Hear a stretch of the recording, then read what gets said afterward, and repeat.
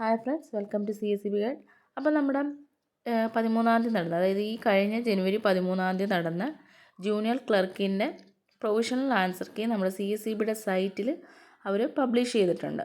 അപ്പോൾ അത് വെച്ചിട്ട് എല്ലാവരും ആൻസർ കീ ഒന്ന് ചെക്ക് ചെയ്യുക, എത്ര മാർക്ക് വീതം കിട്ടിയിട്ടുണ്ടെന്ന് കമൻറ്റ് ചെയ്യാം. അപ്പോൾ നമുക്ക് ഒന്ന് നോക്കാം.